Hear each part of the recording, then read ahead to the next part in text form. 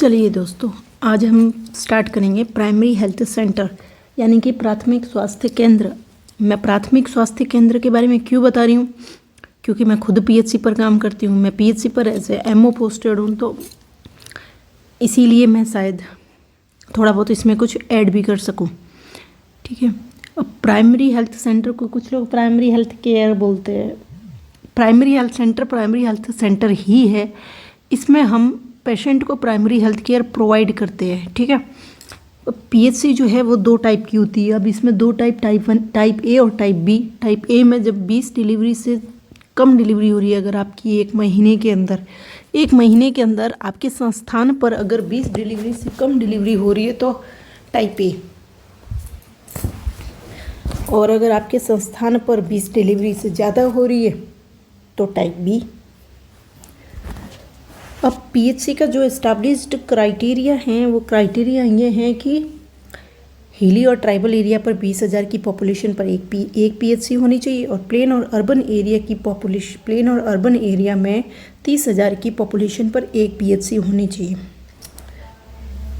ठीक है। ये तो कहानी हो गई किताबों की, पीएसएम की बुक की और किताबों की कहानी हो गई। ठीक है। लेकिन अगर हम वास्तविकता में देखें तो जो मेरी पीएचसी के नज़दीक विद इन 6 किलोमीटर एक और पीएचसी है, उसके विद इन 4 किलोमीटर एक और पीएचसी है। यानी कि हम 20 किलोमीटर के अंदर जो है 3 पीएचसी आ गए हैं। लेकिन ऐसा भी नहीं कि पॉपुलेशन ज़्यादा है। 30 किलोमीटर के अंदर कितनी पॉपुलेशन आएगी? पॉपुलेशन ज़्यादा नहीं है। ठीक है, हम किताबों में कह देते हैं कि जो ट्राइबल एरिया हिली एरिया उसमें 20 और प्लेन एरिया में 30,000 में होनी चाहिए।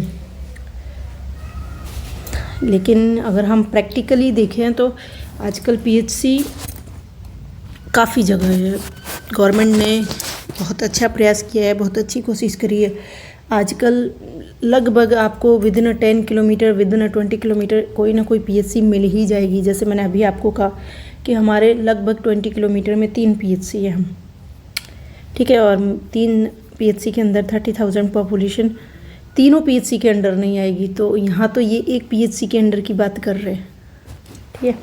फिर हम आते हैं स्टाफ पैटर्न की बात करें तो इसमें ये बोला है कि पीएचसी पे किस किस स्टाफ को होना चाहिए। ये तो चलो है थ्योरी जो आपको दिख रही है कि भाई एमओ एक होना चाहिए। एमओ मीन्स मेडिकल ऑफिसर एक होना चाहिए, फार्मासिस्ट एक होना चाहिए, फीमेल हेल्थ वर्कर एक, हेल्थ असिस्टेंट मेल एक, हेल्थ असिस्टेंट फीमेल एक, ओके, लैब टेक्नीशियन एक, लैब क्लीनर एक। ठीक है। एमओ जो है वो पीएचसी पर एक ही होना चाहिए। लेकिन यहाँ पर एक चीज़ ये है कि जो आदर्श पीएचसी होती हैं, उस आदर्श पीएचसी में एमओ जो है वो 2 होते हैं। आदर्श पीएचसी में एमओ कितने होते हैं? 2 होते हैं। और आदर्श पीएचसी कौन सी होगी? वो पीएचसी जो जनरली बॉर्डर एरिया के आसपास आती है। जैसे हमारी पीएचसी आदर्श पीएचसी है तो उसमें हम 2 एमओ कार्यरत हैं। ठीक है। इसमें एक फार्मासिस्ट होता है, ऑब्वियस है। एएनएम होती है, फीमेल हेल्थ वर्कर जो कि एएनएम होती है। तो एएनएम की फुल फॉर्म क्या है बताइए? Auxiliary nurse midwife. ठीक है। एएनएम होती है, एक एएनएम होती है। हेल्थ असिस्टेंट मेल फीमेल लिखने को लिखते हैं, लेकिन इसकी हमारे पास में नर्सिंग ऑफिसर होता है। ठीक है। लैब टेक्नीशियन होते हैं, लैब क्लीनर होता है, बिल्कुल, और एक डाटा एंट्री ऑपरेटर भी होता है। उसके बिना तो पीएचसी का काम नहीं चलेगा।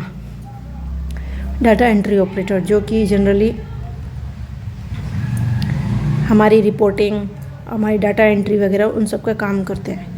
और ऐसा ही समझो कि एक पीएचसी के डॉक्टर के बाद में न्यू डीईओ ही होता है, डाटा एंट्री ऑपरेटर ही होता है।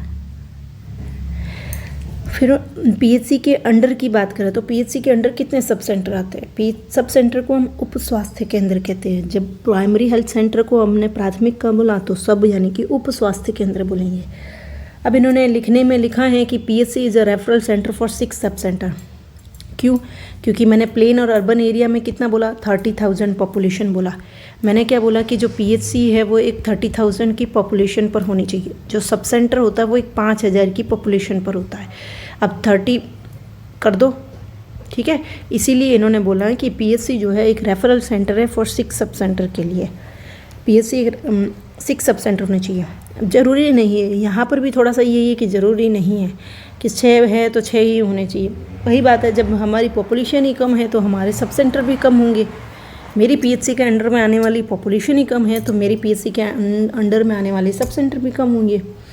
ठीक है, तो मेरी पीएचसी के अंडर में सब सेंटर आते हैं 4, और ऐसा भी नहीं इससे कम हुए, और एक पीएचसी ऐसी भी है जिसके सब सेंटर अंडर में सब सेंटर आ रहे हैं 8। तो वो डिपेंड करेंगे उसकी पॉपुलेशन के अनुसार और वहाँ पर कितने उप स्वास्थ्य केंद्र हैं। ठीक है, ये इन्होंने डाटा इसके हिसाब से बता दिया कि भाई जनरली आइडियली हम कहते हैं कि एक सब सेंटर 5000 की पॉपुलेशन पर और एक पीएचसी 30,000 की पॉपुलेशन पर होनी चाहिए। तो काउंट कर लो कि भाई एक पीएचसी के अंडर में कितने सब सेंटर आने चाहिए। मेरी पीएचसी के अंडर में 4 सब सेंटर है, एक ऐसी भी पीएचसी है जिसके अंडर में 8 सब सेंटर है। बेड बिल्कुल सही है। बेड जो है वो पीएचसी में 4 to 6 बेड होते हैं, 4 to 6 बेड होते हैं। हमारी पीएचसी पर 6 बेड है। ठीक है, जनरली 5 से 6 बेड ही होते हैं हर पीएचसी पे।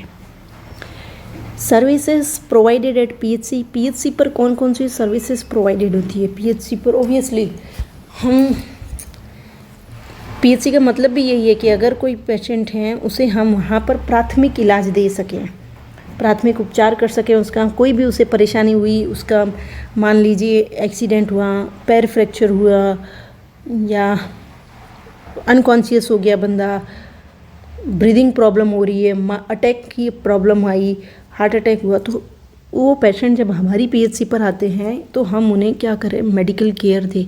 मतलब यही है, हम उन पेशेंट का प्राथमिक केयर कर सके। अब हार्ट अटैक वाला पेशेंट या कोई आ गया तो हमारे पास तो इको नहीं है हमारे पास इको, तो हम क्या करते हैं, हमारे पास इको नहीं है लेकिन हम ना हमारे पास में पीएचसी लेवल पर ईसीजी मशीन है। हम क्या कर सकते हैं, हम अगर हमें लगे कि सस्पिशियस है पेशेंट अटैक के लिए तो हम उसको एस्प्रिन और रोजुवास्टेटिन देके पेशेंट को आगे रेफ़र कर देंगे।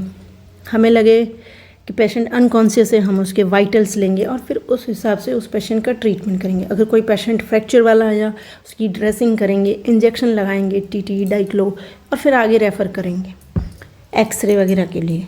तो जितनी भी बेसिक ट्रीटमेंट होता है, प्राथमिक उपचार होता है, वो सब हम प्रोवाइड करते हैं। तो मेडिकल केयर तो ऑब्वियस देनी है। उसके बाद में आता है बेसिक लेबोरेटरी सर्विसेज। इस बेसिक लेबोरेटरी सर्विसेज में हम क्या क्या करते हैं।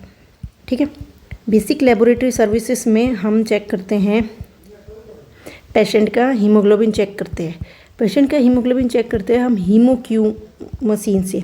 कैसे करते हैं इसका मैं एक पूरा प्रोसीजर आपको आने वाले कुछ वीडियो में आपको मिल जाएगा। हमारे पास सीबीसी मशीन भी है जिससे हम पेशेंट की सीबीसी चेक करते हैं, कंप्लीट ब्लड काउंट करते हैं। और बाकी जनरली जो पीएचसी पर जनरली सर्विसेज होती है वो होती है MP card, UPT card, Vidal card. Okay, ये सब चीज़ें होती है। क्योंकि मैंने अभी बोला प्राथमिक उपचार केंद्र, हमारी पीएचसी पर सीबीसी अवेलेबल है। काफ़ी सारी पीएचसी पर सीबीसी अवेलेबल नहीं होती लेकिन हमारी पीएचसी पर है। ठीक है, तो ये हम पेशेंट को बेसिक लेबोरेटरी सर्विसेज प्रोवाइड करते हैं। फैमिली प्लानिंग सर्विस प्रोवाइड करते हैं। ओबियसली फैमिली प्लानिंग सर्विसेज में हम पेशेंट को प्रोवाइड करते हैं सेंटक्रोमन यानी कि सहेली, छाया, अंतरा प्रोवाइड करते हैं, यूपीटी किट, निरोध, कॉपर टीबी लगाते हैं। तो ये सारी चीज़ें, ये सारी फैमिली प्लानिंग सर्विसेज हम पीएचसी लेवल पर पेशेंट को प्रोवाइड करते हैं। प्रेग्नेंट लेडीज़ की एएनसी करना, उसकी इंट्रानेटल पोस्टनेटल केयर करना। ठीक है, एएनसी की मिनिमम जो है वो 4 जांचें करना, विदिन 12 वीक उसका रजिस्ट्रेशन करना। ये सारी सर्विसेज पीएचसी लेवल पर प्रोवाइड की जाती है। स्कूल हेल्थ सर्विसेज, स्कूलों में जो हेल्थ कैंप होते हैं, स्कूली बच्चों को एल्बेंडाजोल की टैबलेट सप्लाई करना, आईएफए सिरप देना, ये सारी जो सर्विसेज होती है ये पीएचसी लेवल से होती है। हम मंथ में एक सेक्टर मीटिंग रखते हैं जिसमें हम हमारी आशा, एएनएम, एलएचवी, आंगनवाड़ी वर्कर, इन सब के साथ में एक सेक्टर मीटिंग आयोजित की जाती है मंथ की एक। उस सेक्टर मीटिंग में हम हमारी जो डिलीवरी ऑफ सर्विसेज है, हम हमारे रूट लेवल तक के जो पेशेंट्स हैं, जो लोग हैं, उनको हम कैसी सर्विसेज प्रोवाइड कर रहे हैं, किस तरीके से हमारी सर्विसेज उनके पास में जा रही है, उन सब का डिस्कशन हमारी सेक्टर मीटिंग में होता है। और रेफरल सर्विसेज, ओबियसली हमारे पास में मैंने अभी बोला, हम प्राथमिक उपचार प्राइमरी ट्रीटमेंट करने के बाद पेशेंट को आगे रेफ़र कर देते हैं। ठीक है। सैलरी एक ऐसा पार्ट है जो किसी ने नहीं बताया और मुझे लग रहा है कि मुझे इंक्लूड करना चाहिए, इसलिए मैंने किया। तो सैलरी इसमें एमओ पोस्ट पर जो जनरली एमओ की वैकेंसी होती है और एमओ पोस्ट पर जो एमबीबीएस ग्रेजुएट वर्क करता है उसकी सैलरी बेसिक पे 56,100 से शुरू होती है। ठीक है। और जो एएनएम होती है उसकी बेसिक पे 18,500 से शुरू होती है। एमओ की बेसिक पे 56,100, एएनएम की 18,500। और ऑब्वियसली आपको पता है कि बेसिक जो एमओ की जो बेसिक पे है ये प्रोबेशन पीरियड के बाद में बढ़ जाती है। अब बताओ एमओ का प्रोबेशन पीरियड कितना है, बताइए। एमओ का प्रोबेशन पीरियड होता है 1 साल और एएनएम का प्रोबेशन पीरियड होता है 2 साल। ठीक है। Elements of PHC, elements of PHC क्या है, इसकी ऑब्वियसली ये सारा निमोनिक हमने पढ़ चुके हैं पीएसएम की बुक में। पीएसएम की बुक में हम एलिमेंट्स ऑफ पीएचसी पढ़े हैं, जिसमें E for education on health है। ऑब्वियसली हेल्थ के बारे में हमें एजुकेशन देना है। ठीक है, हमारे पेशेंट्स को। तो education on health, prevention of locally endemic disease, essential drug supply, maternal and child health care, essential drug supply, sorry इसमें जो है एजुकेशन हो गई, इसेंशियल ड्रग सप्लाई हो गई और maternal and child health care हो गया। सॉरी इसमें एजुकेशन ऑन हेल्थ हो गई, इसेंशियल ड्रग सप्लाई हो गई और आई अपोलोजाइज 2 बार रिपीट हो गया है। ये ई होता है इम्यूनाइजेशन के लिए, मतलब एक्सपांडेड प्रोग्राम ऑन इम्यूनाइजेशन होता है। ओके।